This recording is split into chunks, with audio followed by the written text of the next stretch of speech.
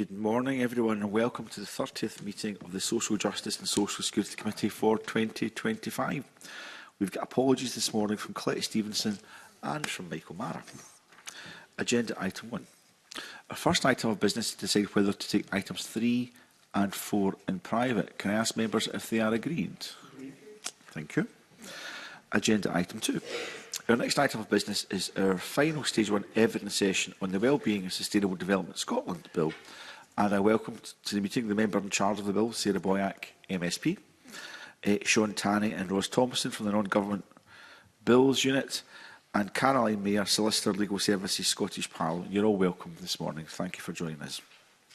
Can I invite Sarah Boyack to make some brief opening remarks? Thank you, Convener. And good morning to colleagues on the committee. As the member in charge of this bill on wellbeing and sustainable development, I am really looking forward to answering your questions this morning. This bill is about putting wellbeing and sustainable development at the heart of public sector decision making. It creates a clear legal framework to help public bodies think long term, to act sustainably and to promote the wellbeing of current and future generations. And as committee members will be aware, I feel passionately that we've got to do more to further embed wellbeing and sustainable development as the key drivers informing policies, decisions and actions that are taken right across the public sector. Scotland faces major challenges and they're interconnected, including the climate and nature emergencies, poverty and inequalities, and they threaten the wellbeing of people today and our constituents, but also future generations. And too often, short-term priorities have driven decisions over long-term sustainability. That is understandable, but it's led to decades of decisions which harm the environment, entrench inequalities, and will make the lives of future generations worse. So to fix this problem, we need to embed wellbeing and sustainable development in decision-making as core considerations to get policy coherence. And we need to support public authorities to do that, to think long-term, to act sustainably, and to put wellbeing at the heart of their work. Attempts by the Scottish Government to embed wellbeing and sustainable development at the heart of public sector decision-making haven't gone far enough.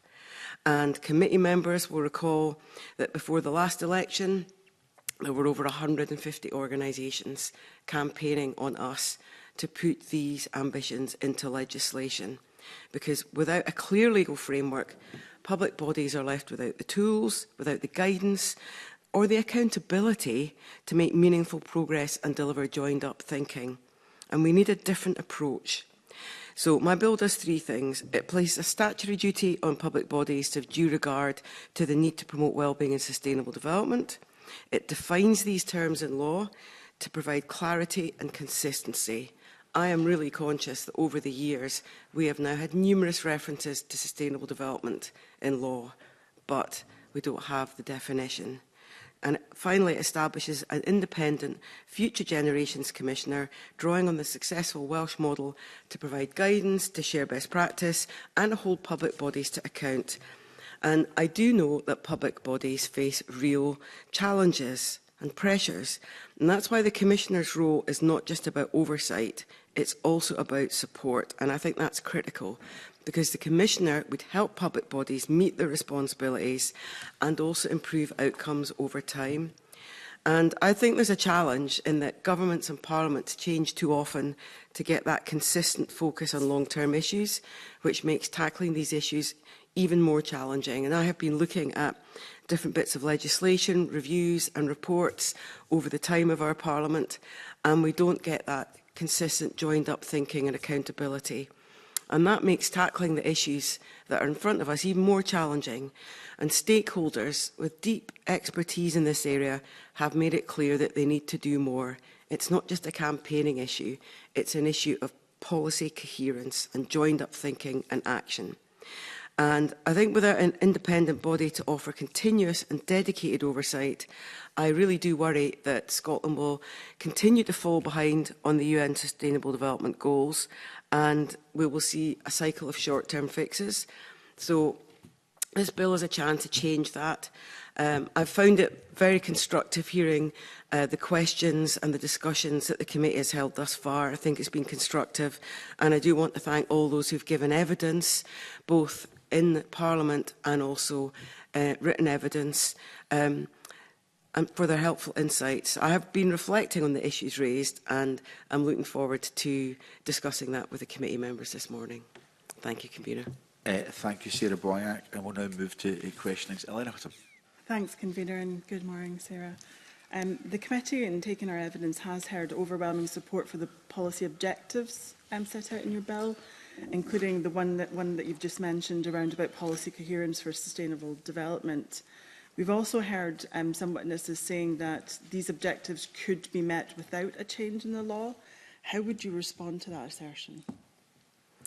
Well, I'm very conscious, having looked at the frameworks that are in place, to get that joined up thinking, and it just hasn't happened thus far. And it's not the lack of ambition and support, it's just it's not been happening. So I think the challenge is actually being able to deliver it. And when I think back, you know, the National Performance Framework was 2007. There is regular thoughts about these issues in Parliament, but it's not joined up. And you need both policy coherence and accountability.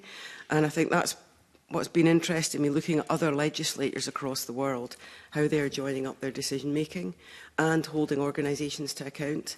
And I think the key bit is both having support, policy guidance, but also having that backstop that this is actually a duty. You need to be doing this now. Okay, and you mentioned there the National Performance Framework. The committee has heard views that existing duties on public bodies through the NPF framework and related legislation are too weak. Would you agree with that assertion? Yeah, well, I was looking at the reports that have been done by different committee members over the committees over the years, both in the National Policy Framework and Community Empowerment Act. And there are reviews that do occasionally happen in Parliament, but we are not seeing the legislation that we have at the moment actually delivering. I think in 2024, Finance Committee, their review of the national outcomes highlighted the fact that we were not seeing the progress that we need to make, and they actually talked about the need for wellbeing and sustainable development legislation, and that helped push me further forward. So I do think there are issues about strengthening the legislation, because having a public duty pushes this up people's agenda. If it's just nice to have, it's not happening. And if you look at some of the reports that there have been, we're not getting the reviews that we need to do. So you've mentioned the National Performance Framework, national outcomes. I thought it was quite striking that the review of the national outcomes are reviewed every 5 years. That's in the Community Empowerment Act. But when you actually look at the work that's been done, the Spice blog on it just shows that we're not actually getting the implementation done. So that's both on the National Performance Framework and national outcomes. So I think we need to pull this together and push it up the agenda. And until we do that, you're not going to get the action that actually people agree with, but we're not seeing it implemented across public bodies and government. So we've heard in evidence from the Scottish Government that they're obviously reviewing the national outcomes and national performance framework, and they believe what they're going to set out will actually help deliver what you are trying to deliver with your bill. Do you think that that's possible, that they're going to be able to achieve those aims with a review of the national performance framework and the national outcomes?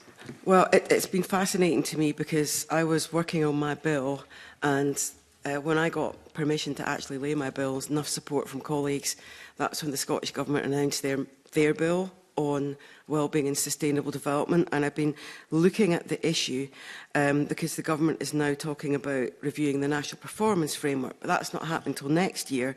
So I think it's going to be a long time before we see what those actual proposals are, and you've got a potential piece of legislation in front of you that could actually address those issues.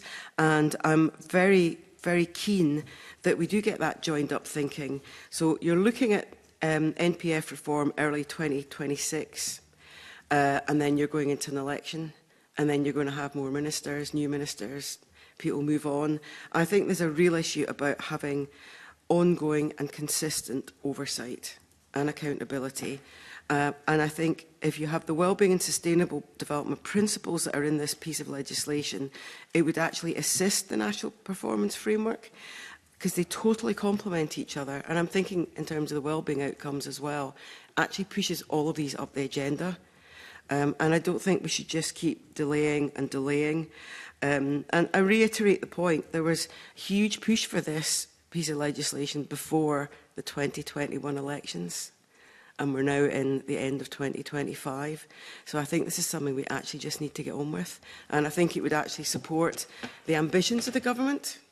It would actually mean that there was more focus on actually implementation than just having targets. And I think that's critical. When you were developing your bill, what lessons from the experience of Wales did you draw upon? Well, I found it very useful because I was able to, I've met with both the previous and the current Future Generations Commissioner. So it's been really, really helpful getting their insights. I think the fact that they have the policy guidance has actually been critical, and there have been independent reports that have shown it has changed the culture in public bodies in Wales. It has pushed this up the agenda. I think there's been lots of work that's been done in Wales that we can learn from. I'm sure you'll come on to it later, but the discussion about shared knowledge and information. I remember one of the evidence sessions was about one of the witnesses from the Children's Commissioner in Wales. What they do is they have joined up working. So there have been experiences where somebody from the Children's Commissioner is working for a short period of time in the Future Generation Commissioner's team so that they share their knowledge and best practice and they do not overlap. So I think that work's been really important. One of the things I thought was very interesting is that they have a body that pulls organisations together, so that they have businesses, trade unions, they have public sector representatives, and what that enables them to do is to make sure that there's coherence and it strengthens the accountability, opens it up. And one of the points made at a previous evidence session was about concerns about overlap with existing organisations like Environmental Standards Scotland. And interestingly, in the Welsh Statutory Advisory Committee, they have National Resources Wales on that committee. So it's a joined-up approach to thinking that brings stakeholders together, but it also then pushes it to the heart of government. And I think that partnership working that they have done, and then the report backs to the Syned, to their Equality and Social Justice Committee and Public Accounts Committee, has raised the profile of the work of the Commissioner, it's held them to account, and it's actually helped push the government and public bodies further ahead, because there's that public transparency that they know if progress isn't being made, that the committees in the Syned, but also the Commissioner is going to raise them up the agenda. So I think that's been really helpful. And that partnership work, shared resources they've got with the Welsh Language Commissioner, their work with the Ombudsman, it's that, even in terms of how the Commissioner works, it's that much more joined-up approach. And I think that's been very successful. And so if you look at the reports that they've made to the Synod, I think there's some good evidence there. And Carnegie picked up on this in terms of their report that they'd done into the Commissioner's work. Thanks. And since your bill was introduced, there's been an assessment by Audit Wales that the Wellbeing and Future Generations Act 2015, so now a decade down the line, has resulted in changing conversations, influencing longer-term planning and impacting day-to-day decision-making and working practices. But the Act is not yet driving the system-wide change that was intended. That golden thread, right, that we're looking for in terms of how you get that policy coherence and how you actually deliver on wellbeing and sustainable development. So how would your bill achieve that systems-wide changes that we're looking for? Well, I think that report does highlight the joined-up thinking and support for organisations as being absolutely critical, and that has started changing outcomes. And I can certainly look to practical examples where there has been change. In Swansea, a new hospital was being built, and the then Future Generations Commissioner said, so what are you doing in terms of environmental impact? And they went, well, we're NHS Wales. That's not our job. And the then Commissioner pushed hard, and there's now a solar farm that was built at the hospital that generates £1 million a year that goes straight into NHS Wales. There was also the practical example of the metro work that's been done in Wales that's made quite significant changes in terms of public transport and is seeing passenger use increased. And that, again, was a direct result of work of the Commissioner. And then they've also had an approach to reducing fares in areas of deprivation. So I'm not saying these things are everywhere and every single change that's been made, but these are actually some quite good practical examples of policy change that was made as a result of Commissioners' reports and engagement with public sector bodies in Wales, and significant public sector bodies that seeing to investment now that will deliver short-term and longer-term benefits to people in Wales and in terms of public sector investment. I've got one tiny little one, if that's okay, Convener.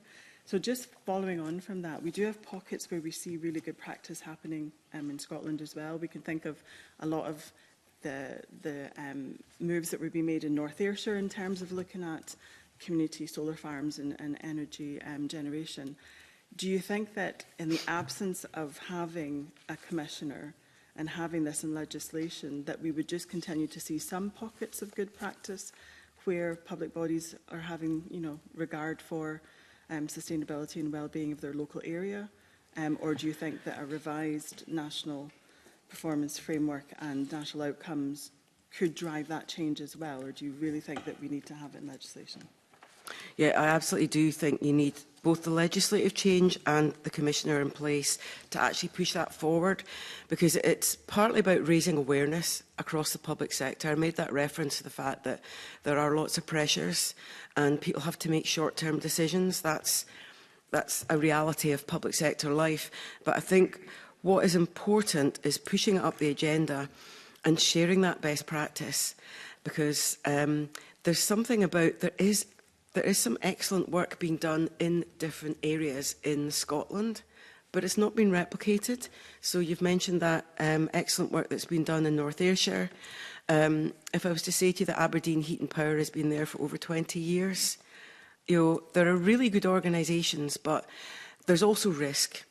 And I think a commissioner would help public sector organisations avoid taking decisions that wouldn't just be risky, but could leave bad outcomes. So there's a risk-averse nature, and you need to share best practice, both about what does work and about what challenges are that need to be overcome. And I think that's really important. And having the clear public duty pushes us up the agenda. Having definitions also put it centre stage, so that when public sector organisations are making decisions, like a new building is being planned, new infrastructure is being put in place, this is now on their agenda, but it's not that at the moment. So builds on best practice, shares best practice, and actually enables public sector organisations across the country to actually deliver it. And I think that would be the critical change, having the definition, the duty, but also that advice and guidance. Thank you. Thank you, Convener, and good morning, Sarah, and good morning to your team around you. You mentioned in your opening statement the issue around public bodies, and we've heard quite a lot of evidence on that. And obviously your bill includes the reference for public bodies to promote well-being and sustainable development. Should the bill require delivery rather than promotion? Yes. Now, I've been thinking quite a lot about terminology, because there's been quite a few suggestions about how you could strengthen some of the terminology in the bill. I think when we were looking at this, in terms of the advice and guidance, I do have an excellent team in the front bench here. One of the issues we were looking at was terminology and how you legislatively frame issues, whether it's having due regard to the public duty. I don't know if, Caroline, this is something you would maybe want to come in on, using terms that are well understood, so that actually means something to public bodies. Do you want to come in on that? Yes, I'm happy to come on that. Good morning. We think that the use of the word promote in this context does deliver the policy intention. The bill deliberately doesn't mandate the delivery of particular outcomes, and that's intentional, because the intention is that public bodies will be required to take account of well-being and sustainable development when they're exercising all of their functions, and what that looks like will differ from public body to public body. So to answer your question, we think that promote is the correct terminology to use. Okay, thank you. That's helpful. Again, as you said, there had been quite a lot of discussion around terminology and words. And again, the bill, as drafted by yourself, refers to the need for public bodies to have due regard for the need to promote well-being and sustainable development. You've heard the evidence that this could be strengthened, and I wonder, do you agree that it needs to be strengthened, and if so, how would you envisage that at a stage 2, stage 3 amendment? Yeah, well, I think these issues go together, because that issue about how we ensure that the principles of the bill, the public duty, are actually delivered is critical. So I think that's an important question. So some people have thought that due regard is not sufficiently strong, but actually, if you look at the framing of this duty is based on the public sector equality duty, which has been very impactful since it was introduced in 2010. So this is not a new framing. This is something that public sector organisations are well experienced with. And I'm going to let Caroline come in a minute. I think it's about ensuring that guidance is produced would then be accountable, that organisations would actually make it deliverable for sustainable development principles. I think that is the critical thing. We all love the principles of sustainable development, but actually implementing them, that is the critical gap that we've currently got. And I think that having evidence sessions from Commissioner, they're actually really important. So I think that's what's critical about this. Did you want to come in again, Caroline? I can come in on this, thank you. Have due regard for is a commonly encountered formula in legislation, and we did consider placing a stronger duty on the face of the bill right at the start of its development, but that would have required creating a novel statutory formulation, a novel duty, which ran the risk of creating a great deal of uncertainty, which may in turn lead to litigation. So in the interest of clarity and legal certainty, we decided to use an existing and well understood legal standard in the form of this must-have regard to duty. Thank you again. I think I've got kind of nerdy questions, but important questions. So if I can go on further and just point to, again, the word have regard. So the bill outlines public bodies must have regard to guidance produced by future generation commissioner. Again, maybe Caroline will say it's the same thing, but could that be strengthened, or is it a terminology that's understood by the public bodies and by courts? Yes, it's a commonly it's a common formulation of words, particularly in relation to guidance, and it means that public bodies have to consider the guidance, apply their minds to it. It still allows them to depart from it, but they must be able to reject any departure. In order to strengthen that, you might be looking at requiring public bodies to comply with the guidance, and that's not the role of guidance. Guidance doesn't require compliance. If you want to create legally binding obligations in law, then you should be placing those obligations in law. Guidance can only guide at the end of the day. I suppose my concern is it's a kind of Friday afternoon, somebody's sitting in an office and they say, oh, we've got to do this, and it's a tick box exercise, and they just tick a box to say, yeah, we've looked at it, and because guidance isn't, as you say, legally enforceable, it doesn't actually bring any change. How do we avoid that, Sarah, and how do we maybe give it more teeth? Well, part of it is having the Commissioner there to hold those organisations to account. So if somebody thinks, tick box, yes, yeah, we're saying we're doing this, actually the Commissioner has got the powers of investigation. So if this was a significant issue and there was significantly more that an organisation could do the Commissioner could hold an investigation and hold that public sector organisation to account.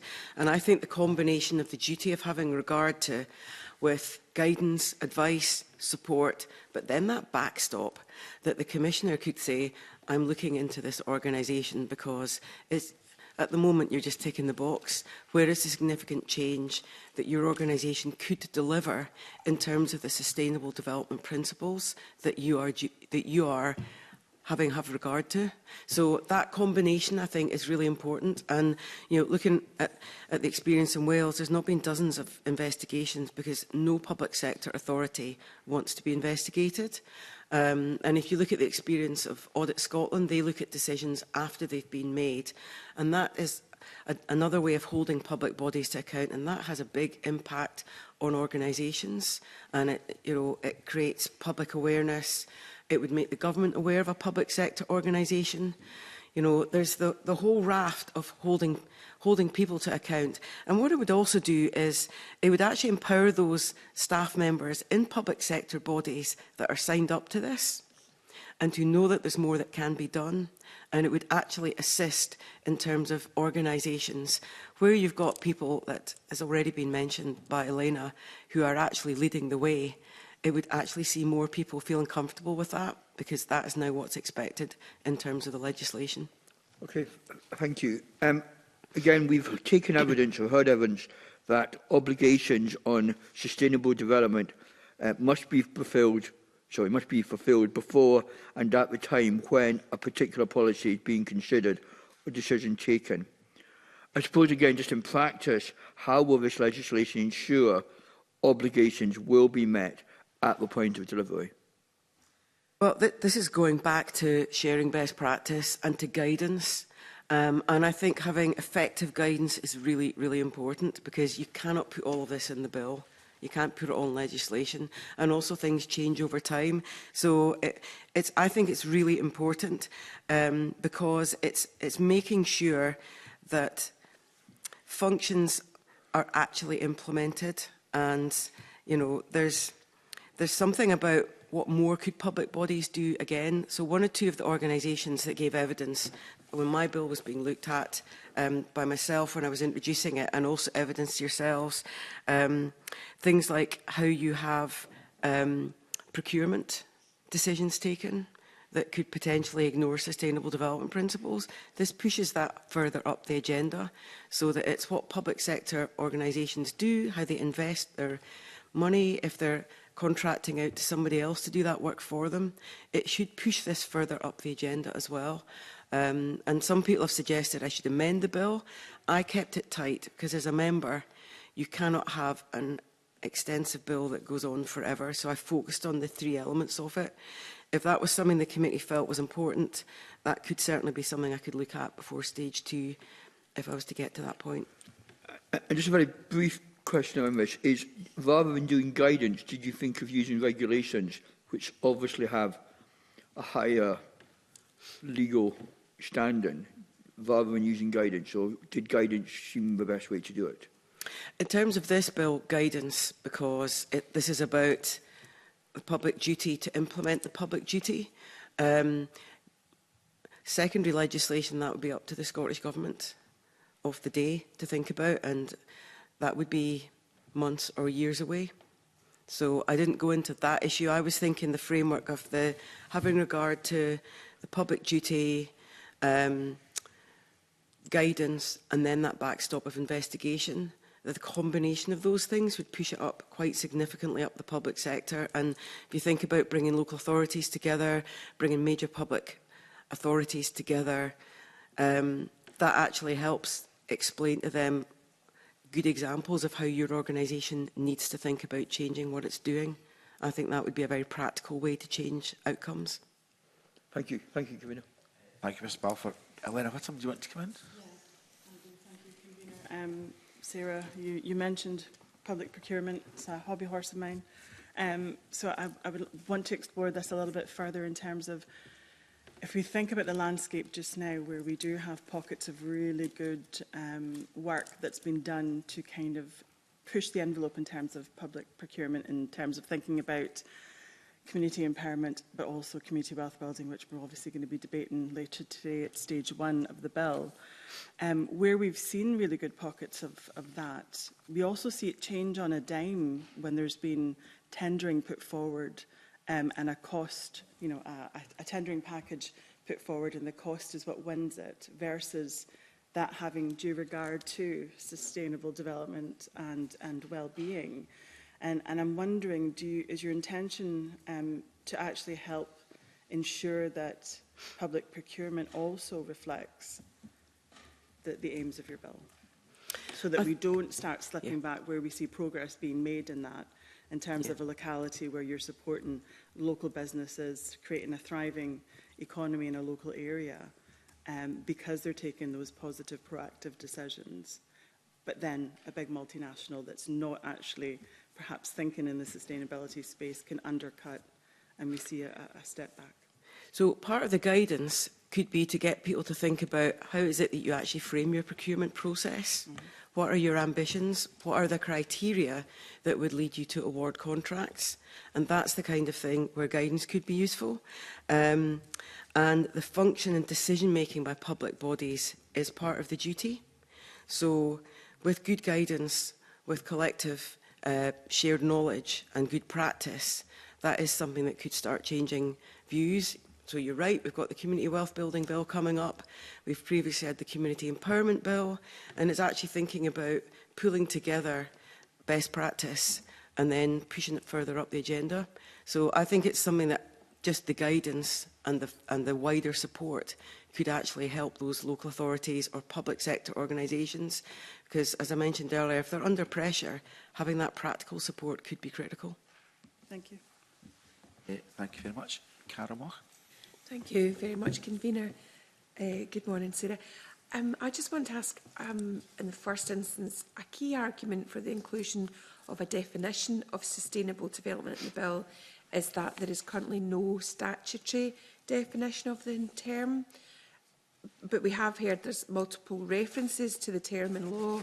And I just wondered if you could let us know how would a new definition sort of simplify that landscape? Well, I think it's absolutely critical because as somebody who's been very supportive of sustainable development activities, seeing it referenced in lots of pieces of legislation but not actually defined, I think would be very helpful to public sector organisations to make them think through the details. So it would help actually give clarity. It would actually help people in terms of decision making because they would know what it is they should actually be focusing on. And I think that would be really important. And I think it's been good getting stakeholders' views on it. So I think it's critical because it actually makes it centre stage for public sector organisations. I don't know, we've had lots of evidence and I basically used the Brundtland definition because that has been there for years. And countries across the world use the Brundtland definition. You've got the Sustainable Development Goals, but the Brundtland definition gives you clarity. And I thought by putting it on the face of the bill, that makes it not, again, just a nice to have, but a clear requirement that public sector organisations would be able to understand and then implement. Okay, yeah. That sort of understandability, I get that. The committee has heard evidence that the definition could be strengthened, excuse me, in particular by referring explicitly to environmental limits and planetary boundaries. I just wonder if the member has any view on that. Yeah, well, I did look at this in the policy memorandum. If you'll notice, I referenced the planetary boundaries, and absolutely, we don't want to transgress environmental limits or planetary boundaries. That's a key part of sustainable development and collective well-being. And I think that is something that I would be up for looking at in advance of stage 2.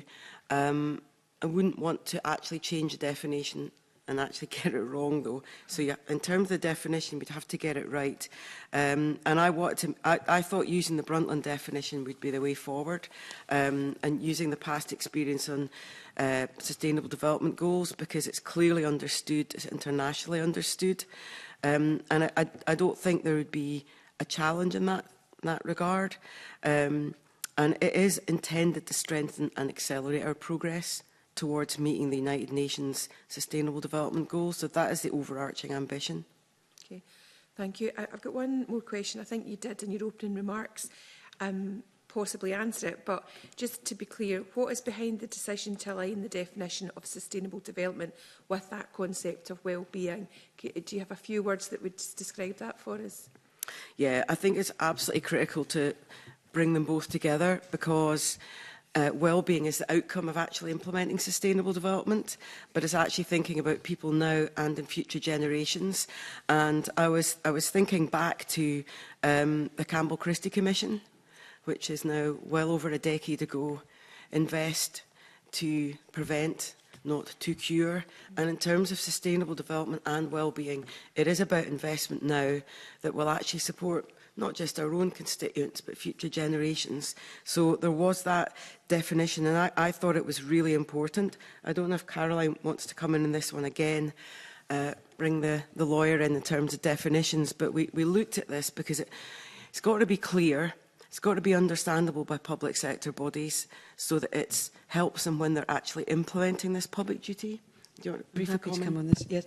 Essentially, linking the two terms was a legislative drafting decision because they are inextricably linked, and well-being is expressed as an outcome of the practice of sustainable development, and that avoids creating competing duties on the face of the bill and keeps the framework coherent. So the idea is that the practice of sustainable development leads to increased well-being, and that's why it's been drafted that way. Lovely, thank you, convener. Thank you, Carol. Sarah, could we just ask a couple of questions in this area? They always say don't ask a question if you're not quite sure what the answer would be, but I'm going to ask it anyway. I think you mentioned, Sarah, that sustainable development is mentioned in law across the board, but not defined. Can you give me any examples of where that has caused an issue, where sustainable development has been interpreted and acted on in one way that is different from the definition that you've placed in your bill?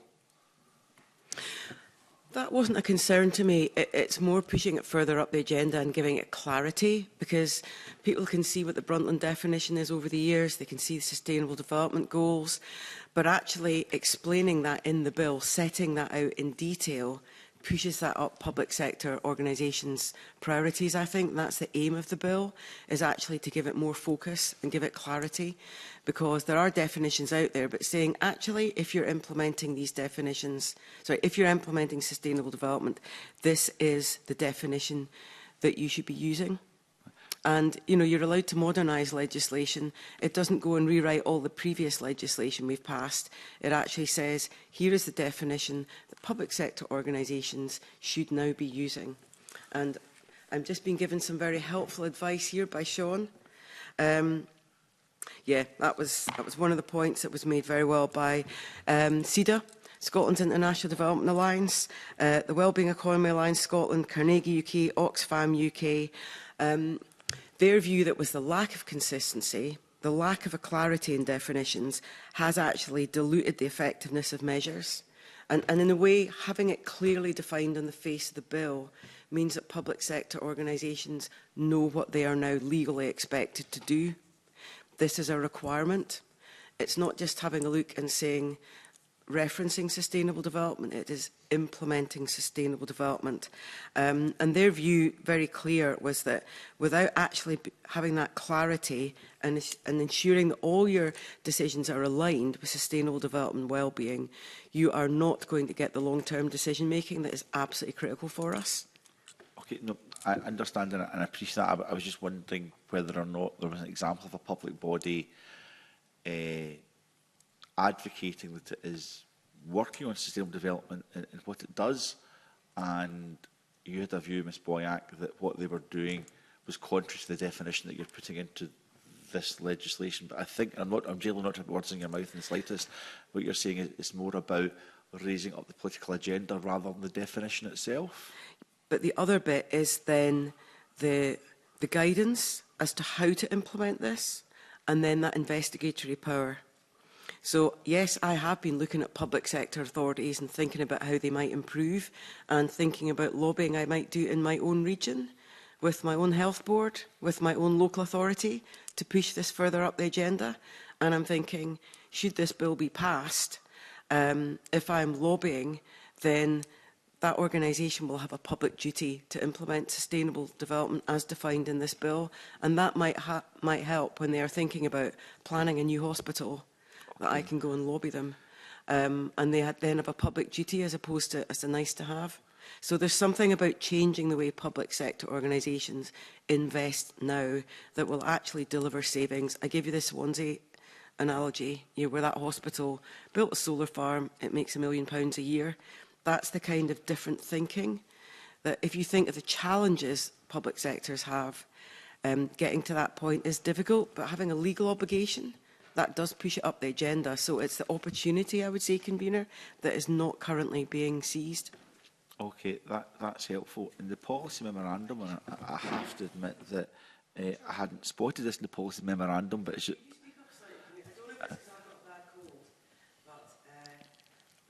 of course, I'm not known for speaking quietly. I was so there's no need to laugh at that, Mr. Stewart. Thank you very much. So it was pointed out to me that in the policy memorandum, sustainable development is seen as an overarching definition, and I'm just wondering, overarching to what? Overarching to individual public bodies that would have to have due regard for it, or an overarching definition on all public policy comes through the Parliament on every piece of legislation? What do we mean by overarching, I suppose? Is this something that is a legal one that you'd want to come in, Caroline? Yes. Okay, good. I think overarching for the purposes of this bill, I think we should be clear that the term is being defined for the purposes of this bill only. We are not attempting to define sustainable development as it appears in other pieces of legislation. So, thank you, Caroline. That confuses me further, though, because I thought I had asked about whether or not there were references to sustainable development in other pieces of legislation, but it wasn't defined. But it's going to be defined in this piece of legislation, which will have cut across to all other pieces of legislation. But, Caroline Mayer, have you said something different there?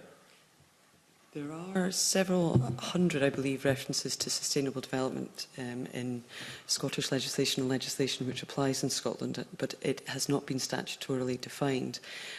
This bill defines it for the purposes of this bill.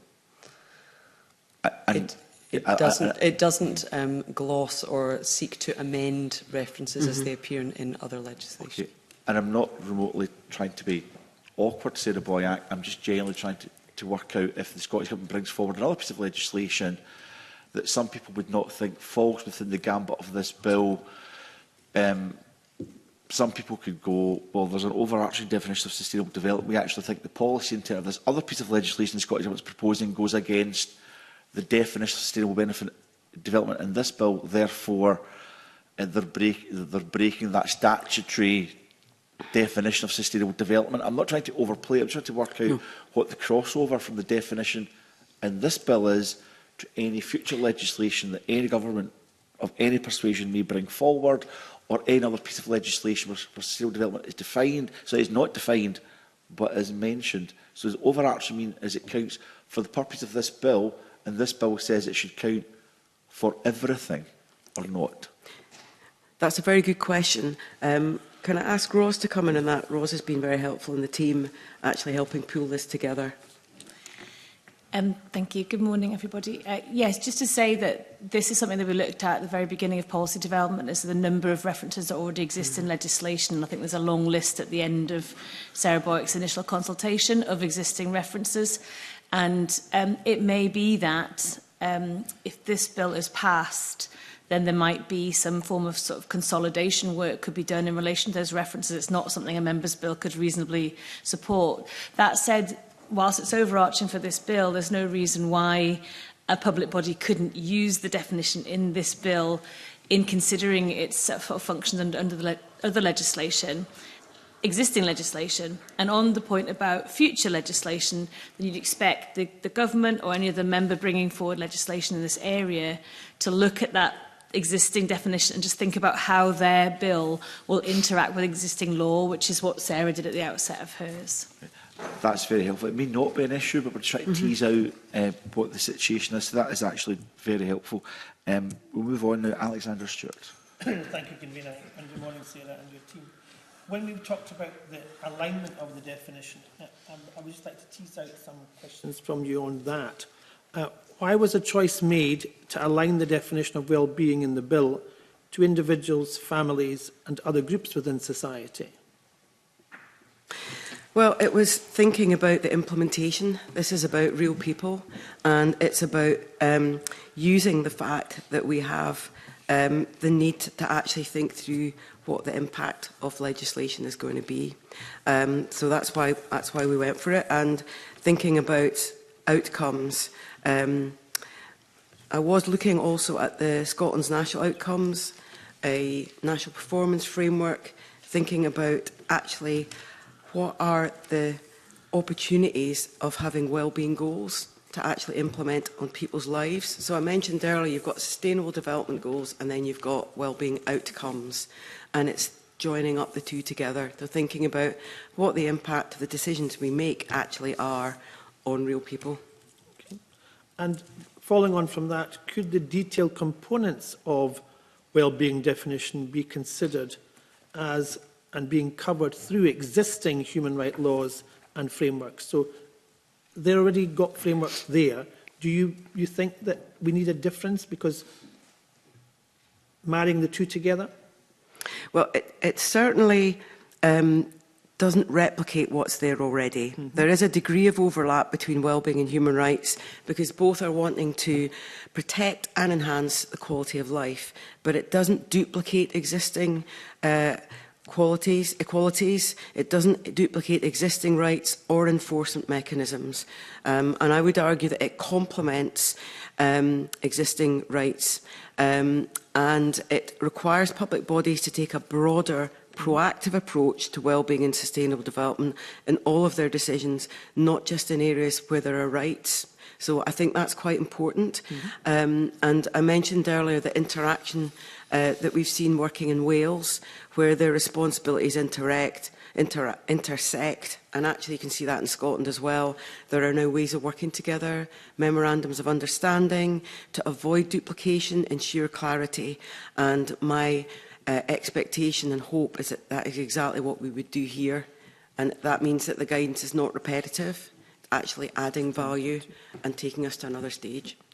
And could a definition of sustainable development stand in the bill without a reference to well-being? It could do, but that would not be my preference, no. Because this is actually thinking about... one of the decisions I had to take was the name of the commissioner, mm-hmm. And I thought by calling it Future Generations Commissioner, it was more relatable than talking about wellbeing and sustainable development, because this is about people and planet. Yep. So that's why I went for a clear definition, using the Brundtland definition, but also bringing wellbeing in here as well, because we need to make sure that we join it up. And one of the things that came very strongly, I think, both in the evidence to my proposal for the bill, to the Scottish Government, and indeed in some of the evidence you've had yourselves, is about the importance of stakeholder support for defining both terms. It's really important in having them both up the agenda on this bill. Thank you, Convener. Alexander Stewart. Can I just ask you, I'm sorry if my memory is failing me. I think the Scottish Children and Young People's Commissioner's Office said they didn't agree with the definition of well-being. I think I've got that right. How would you reflect on that? Yeah, they considered it to overlap with existing human rights protections. But I go back to the point I made earlier. It doesn't duplicate existing rights or enforcement mechanisms. And it doesn't go into specific human rights of key groups in society. It's about a general well-being approach, which affects all of us. So I think that's a distinction. And the the key issue is about having joint work between different commissioners so that they don't try and do the same thing. Because the work that's been done by the Children's Commissioner now is fantastic, but it's not thinking about 2050, because that's future generations. So is that thing about there is a huge amount of work needs to be done here, and it's not currently happening. And I have absolutely no worry about overlap, because the experience in Wales is that joint work is really, really good. I don't know if what you're suggesting, Convener, is that we should strengthen the definition of wellbeing on the face of the bill. I generally wasn't suggesting anything, Sarah Boyack. I was just reflecting that I think we've heard in evidence that a rigid definition of well-being may not be desirable, and I think, and I'll correct the record if I'm just getting that wrong from what the Children and Young People's Commissioner's Office has said, and I'm just wondering if you think those are valid concerns. It wasn't at the top of my agenda. I think joint working, collaboration is the way to move forward on this. If people think that there's somewhere I could strengthen the definition, I would be happy to look at that, but that wasn't the overarching issue in terms of evidence that I got when I proposed my bill, in terms of the stakeholder feedback I got. And we'll go and check the evidence just in case I've reflected that inaccurately, which certainly wouldn't be my intention to do that. We'll reflect on your comments. I wasn't suggesting that. I was just saying the breadth of feedback I got, that wasn't the big concern. Was it, sorry, apologies. It was a concern for some, but by and large, not for most. Yep. Right, okay. But one of those individuals was the Children and Young People's Commissioner, then I've got that correct, have I? Yep, so that's why I was saying that you've already got human rights protections, and the bill doesn't duplicate or attempt to change that in any way. It's a broader definition. I absolutely get that, Sarah Boyack, and I wasn't even making an issue of it, but we have to take consideration if that is the position of the Young People's Commissioner. That's all. I just wanted you to respond to. I just want to double check whether any of my team want to come in and either add to that or say anything else. If you think I've said enough on that, if there's anything helpful I could say. John, do you want to come in that? Yeah, I can come in. I mean, another approach that was considered was the approach that's taken in the Welsh Act of public bodies creating wellbeing objectives, which, in theory, could allow for a more kind of localised approach to defining wellbeing in different contexts. This bill was inspired by the Welsh Act, but it is very different. When the policy was being developed, Sarah didn't consider that this model would translate as well to Scotland. So, for example, Scotland's public sector is significantly bigger than Wales's, so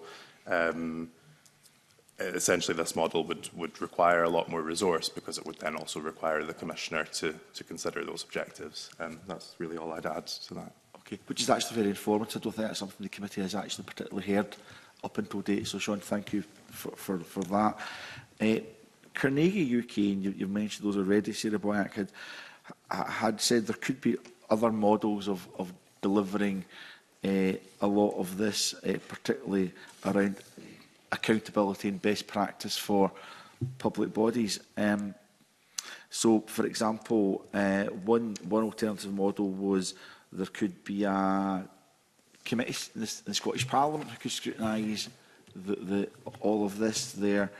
It could be other SPCB-supported bodies who could each have a role to play, be that Environmental Standards Scotland, be that Audit Scotland, be that the Children and Young People's Commissioner. There was a variety of models set out, so I'm just wondering why you landed, Sarah Boyack, at the establishment of a new commissioner when the Parliament is very resistant, as you know, more generally, to establishing any new commissioners. Absolutely, and I found the Carnegie report really helpful, actually, because I had actually looked at other models in other countries as well. So having a Future Generations Commissioner as a new committee of this Parliament, you could do that, but you still got to resource it, because that issue of giving advice and guidance right across the public sector, we've got over 130 bodies in Scotland that this bill would be impacting on, and that's the current public bodies. Somebody could invent some more. So there's something about capacity here. And I did look at the range of options. It's fair to say that Carnegie saw the Future Generations Commissioner as the most effective option. So it was at the top of their hierarchy in terms of impact and effectiveness.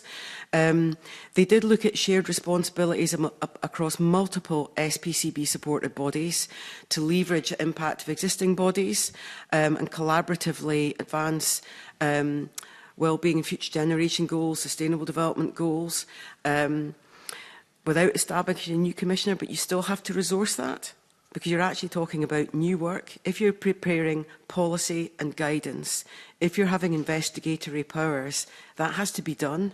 That needs staff, that needs people, that needs resources. And in terms of the Audit Scotland issue, I absolutely considered that myself and did speak to the Auditor General when I was actually working through my own process on this. And the Auditor looks at what has happened and they audit what organisations have done. They would need more resources. They would need more staff to do this. And one of the things that we discussed was the opportunity of a memorandum of understanding so that you don't cut across public sector bodies, but that they would complement each other. And I think that's what's happened in Wales as well. So definitely relationships between both other commissioners that I've mentioned in terms of the Children's Commissioner, but also the work of Audit Scotland is absolutely critical, but it's not replicating that work. It's much more work, and it would be an addition. And I do think the parliamentary representation issue is really good. I would envisage the Commissioner reporting to Parliament. That is what the Welsh Commissioner does. I've mentioned the two committees they report back to on a regular basis. The other issue is the capacity in this Parliament. I know when my bill was coming forward, I could have listed a raft of committees and they were all busy. This was the lucky committee that got to scrutinise my bill, and actually, in terms of wellbeing and sustainable development and policy coherence, I think it's really important. All committees need to be thinking about these issues, but whose day job is it? Who's going to do the overarching work on a regular basis? And I think there are capacity issues. And then the government-appointed advisory council that could report the First Minister. I actually thought that the approach the Welsh have taken, where they have their advisory committee working with a commissioner, brings a range of bodies together, avoids overlap. In Wales, I mentioned the organisation that was involved there, and I could see that happening in Scotland as well, that would actually be a good way to do that. So you would bring people together without replicating, without overlapping, but actually raising that awareness. And you could do a wellbeing roundtable or an independent advisory board. Again, a nice thing to do, but who's going to have the policy guidance? Who's going to have the investigatory powers? So I thought Carnegie's report was really good because it actually captured, here are the different options. And if you look across different countries globally, they have looked at those things. For big parliaments, yeah, you could potentially do this, but I think the capacity of our Parliament and the independent function, I think, is really critical. And if you look at the work of the Poverty and Equality Commission, Scottish Commission on Social Security, Scottish Law Commission, there are lots of pieces of work out there that support what the Parliament does, that enable accountability, that enable detailed work to be done. I just genuinely think, having looked at the Carnegie options paper, I don't think without having the Commissioner to be held to account that would hold public bodies to account and could work collaboratively with the government, we're not going to see this happening in terms of accelerating it. It's not enough just to have a duty and a definition. We need the implementation. It's critical. So I think that's very helpful. Sarah, you mentioned, I think, how many public bodies to date there was in Scotland. I can't recall what number you gave for The number I gave was 130. Shall I check that with the team that I'm correct? Yes, it's 131. I was not going to say that's outrageous, Sarah Boyack. It's actually 132. How dare you mislead this committee? That's not the reason for asking the number. The reason for asking the number is that's a lot of bodies for a commissioner to scrutinise, hold to account, investigate, look at, monitor, and if this isn't mainstreamed as in the day job of these bodies with an existing oversight, if you like, I know you think there's a gap in that, Sarah Boyack, we could create quite a substantial bureaucracy in relation to a new commissioner. Could you say that might be a concern?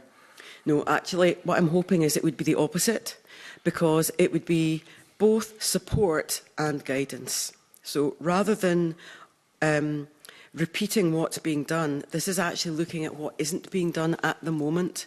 And I think it would support organisations. It would be a relationship that would be constructive. That's the experience in Wales. I mentioned the cultural change that's taken place in that last decade since the Commissioner was appointed. There has to be respect between public authorities, between a new Commissioner, if they were to be established, in the same way that when Parliament holds public bodies to account, there's a respect there. It doesn't mean you don't ask difficult questions. And I think there's that combination of advice and guidance to support with that backstop of the knowledge that an inquiry could be carried out. So I think it absolutely is about empowering and supporting organisations to do what we would like them to do, and what we've talked about is the ambition. And Sarah Boyack, would you anticipate a new Commissioner would be able to keep a watching eye on all 131 public bodies? The Commissioner would have to prioritise. The Commissioner would not be able to do absolutely everything every day of the week. But one of the points about having a Commissioner is you prioritise. They would be able to take feedback from organisations who are looking for support. That issue of being able to have roundtable discussions actually raises it up the agenda. And as with other commissioners, members of the public would be able to write into the Commissioner and say, are you aware of X, Y and Z? The Commissioner would not have to pick up every piece of correspondence, but they would be able to look at issues that are raised. I think the key thing here is having themes across public sector bodies. We've talked about there's a raft of them. Providing that support, there would be support that could be themes for different organisations and different topics. You could be exploring different elements of sustainable development goals. You could be exploring different types of public sector bodies who would need different types of guidance. And that's prioritisation would be a key issue for a future Commissioner, in the same way as for other organisations. You know, how do you, as a Commissioner or as an auditor, investigate everything all of the time? You have to prioritise, and that would be a key role of the Commissioner. Okay, that's helpful. I'm wondering, obviously you've been following, participating in the evidence sessions of the committee, so none of the questions are likely to be surprising, so you'll appreciate. I would probably want to suggest that whether it's a Commissioner or a new person within an existing Commissioner's office, that one way of dealing with some of the bureaucracy around this could be to embed a new Commissioner or an individual with lead responsibility for all of this within an existing Commissioner's office as a way of making it a much more efficient process. And the example would be with the Land Reform Act that's now been passed, that the Land and Communities Commission will be embedded within the Land Commission. So have you given any thought to that, Sarah? Yes, the SBCB supported landscape review came at a time when it meant I had to actually focus on this quite carefully. I think it is important that we have a Commissioner with this title, with support of staff who have experience and knowledge. In terms of your last question, Convener, you referenced the fact that there are over 130 public authorities in Scotland. That is a lot of work that you're adding on to another Commissioner. You would still have to resource it, or to another public sector body. There is work that needs to be done if we're going to implement sustainable development goals and deliver the wellbeing issues. So I think it's absolutely critical. If we're going to deliver policy coherence and deliver accountability, that does need investment. Yeah. So that's work that needs to be done. Okay, sorry, I genuinely, I'm not clear. I appreciate all of that, and I agree with some of it also. Does that mean you are minded to consider embedding a new commissioner or individual within an existing commissioner's office to see if we can save resource, precious resource that we wouldn't want to spend needlessly? No, my point is you have to spend this resource if we're going to implement the ambitions of this bill. And there are ways that I think the very helpful stuff that was done by the supported bodies landscape review looked at sharing back office resources. For example, location of a commissioner. You could look at the back office experience in terms of sharing HR or finance capacity. My point is that we need new resource.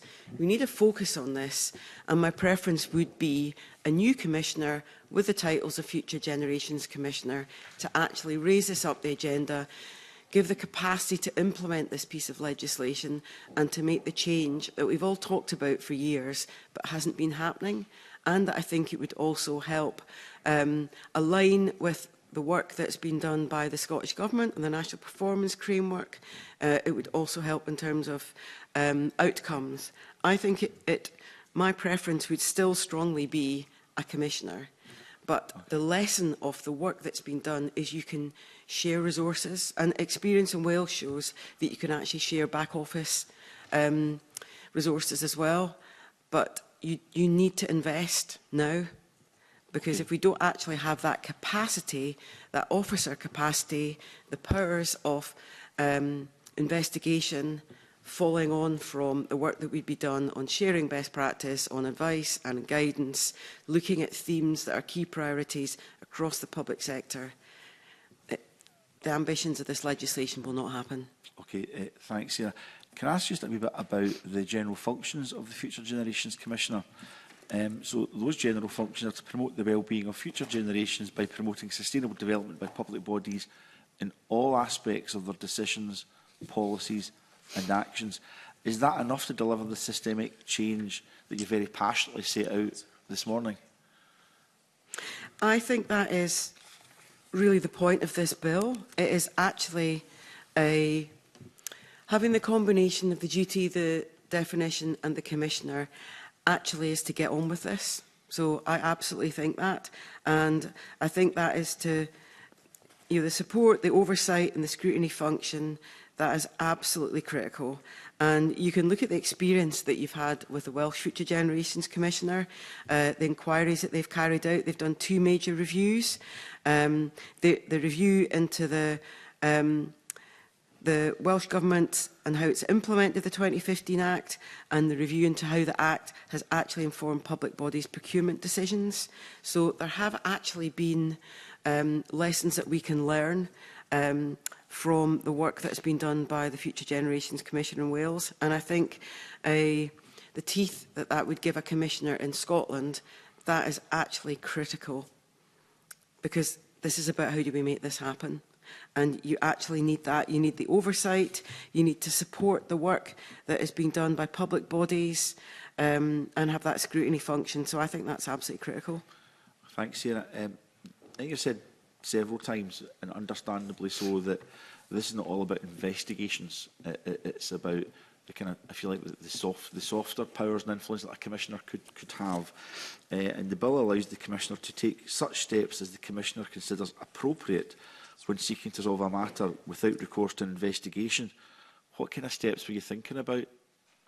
Well, I was thinking about the fact that this would be an opportunity because the different kind of steps that could be used.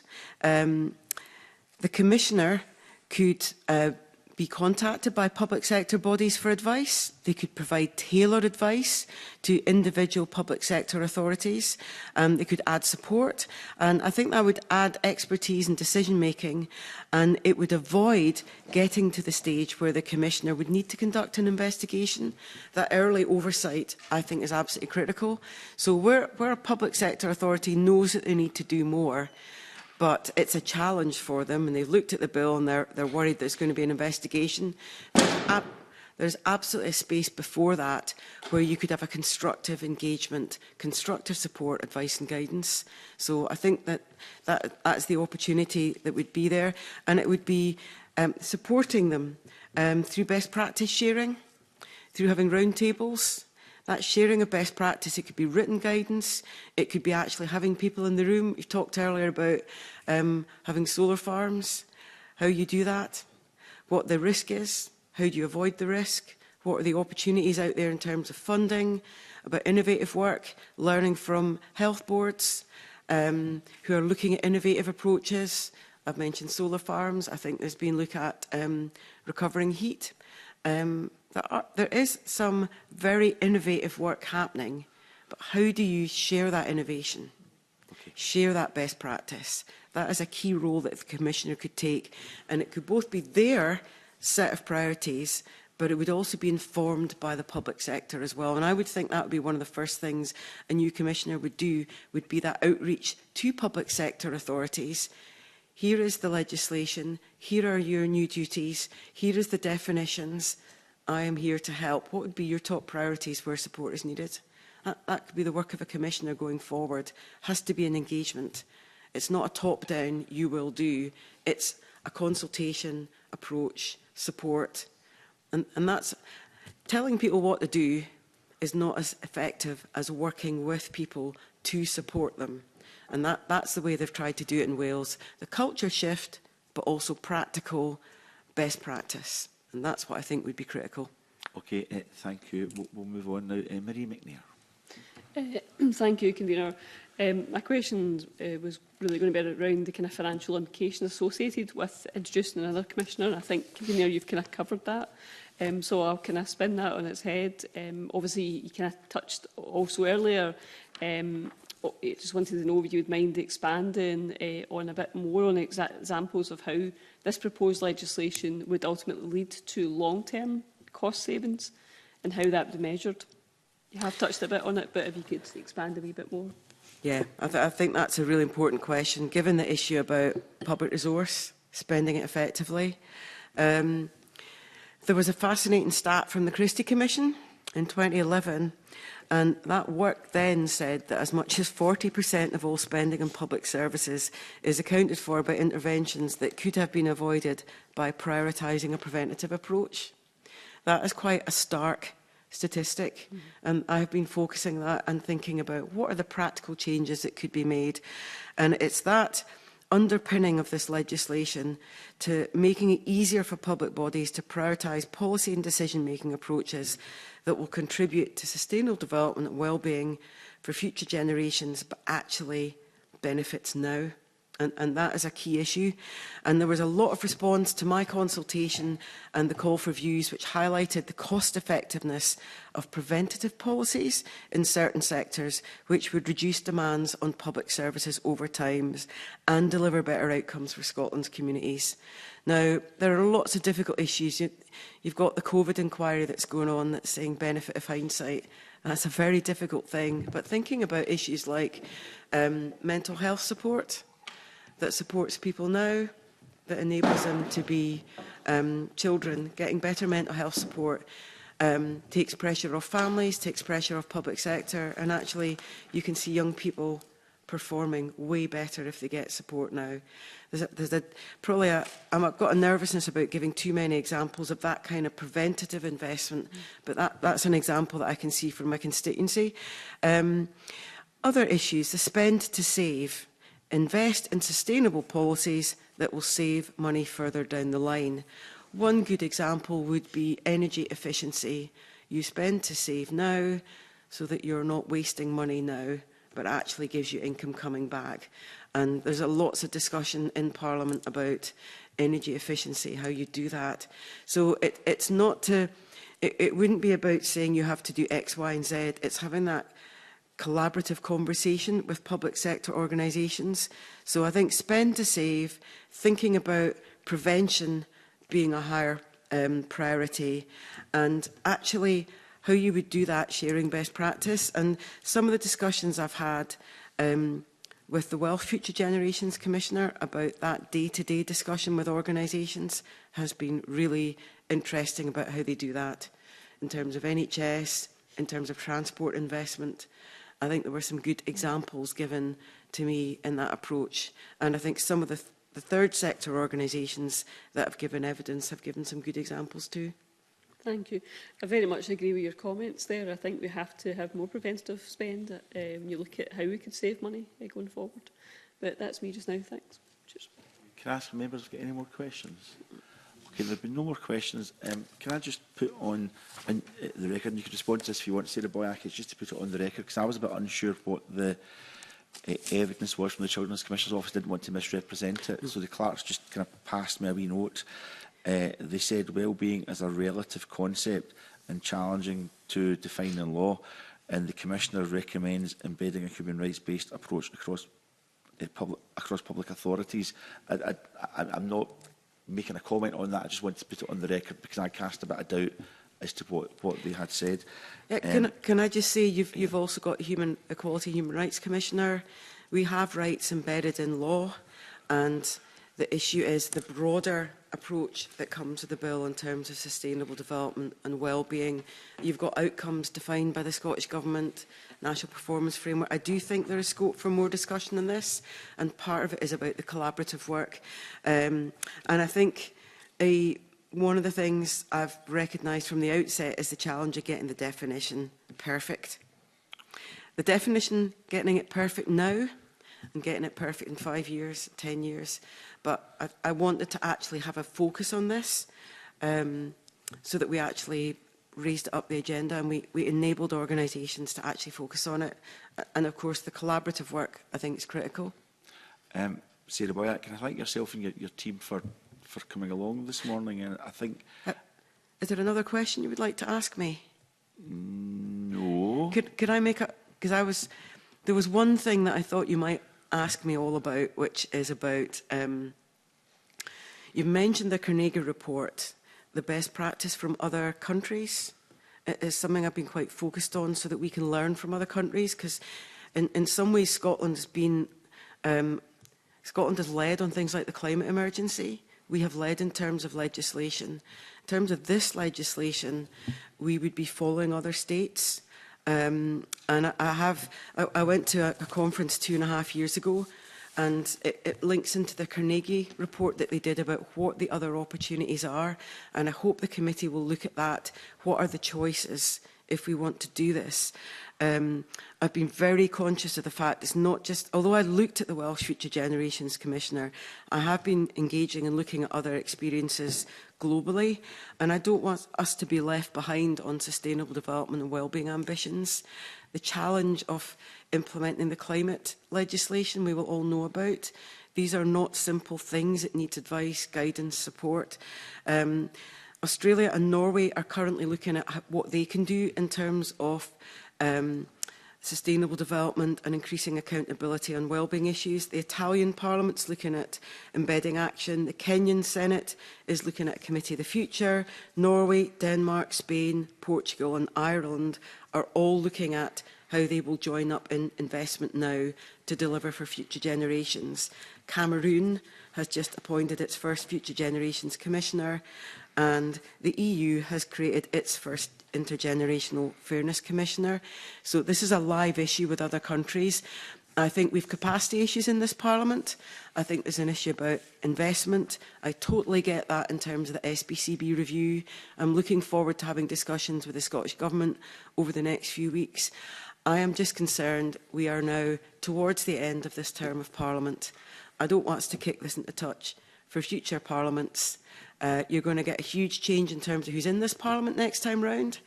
I don't want the next Parliament to have to start again looking at what's happening next. This is an opportunity for us to legislate, to make the change that our constituents need.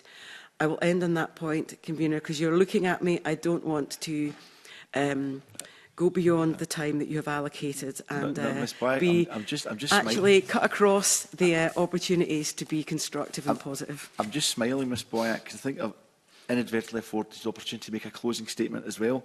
But that may be no bad thing, and I think the committee will fully take on board all the points you make. I think it's also worth noting that the committee has not had any opportunity to scrutinise what is or is not happening in other countries, so we can't really make any judgment on whether those initiatives are not effective.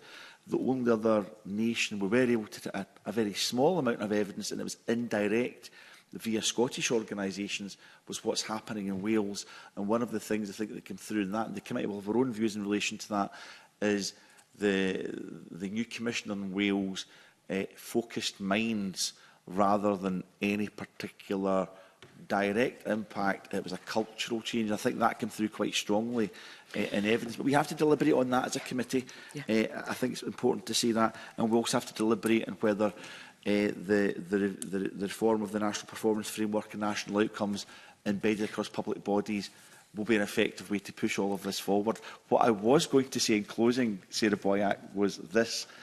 Irrespective of whether this legislation progresses or otherwise, I think your passionate delivery this morning has already dramatically raised this up the agenda in Scotland, and I think the committee would like to thank you for that.